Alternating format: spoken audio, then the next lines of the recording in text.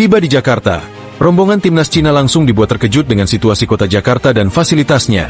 Sang pelatih awalnya mengira Indonesia adalah negara miskin dan kumuh, sampai ke seorang striker yang tidak menduga kalau Indonesia punya stadion megah, Branko Ivanovic. Awalnya saya pikir di sini masih kumuh. Rombongan timnas Cina akhirnya mendarat di Jakarta.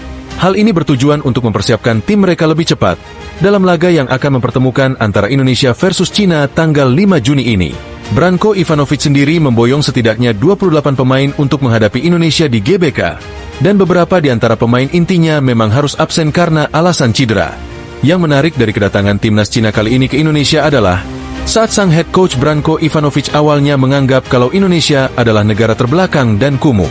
Hal ini hampir sama dengan persepsi dan stigma beberapa pelatih timnas U17 2023 lalu saat ada agenda Piala Dunia U17 di Indonesia.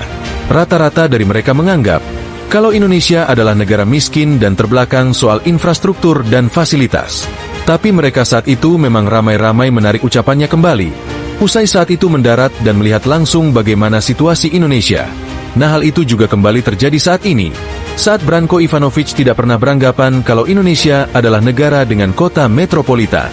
Awalnya dia mengira kalau Indonesia masih cukup jorok, pemukiman kumuh dan masyarakat yang masih enggan menjaga kebersihan. Tapi semua berubah saat dia melihat view kota Jakarta dari atas pesawat, dan begitu juga saat dia melihat situasi stadion GBK yang sangat mewah. Dia menyebut, kalau menyesal menganggap Indonesia adalah negara kumuh dan tidak ada fasilitas bagus, sekarang dia baru mengerti kalau Indonesia juga hampir sama dengan negara Tiongkok yang banyak dengan bangunan mewah. Wah, ada-ada aja ya bre. Bisa-bisanya orang pada anggap kalau Indonesia adalah negara kumuh dan gak ada gedung bertingkat. Kira-kira karena apa ya? Coba kalian komen di bawah.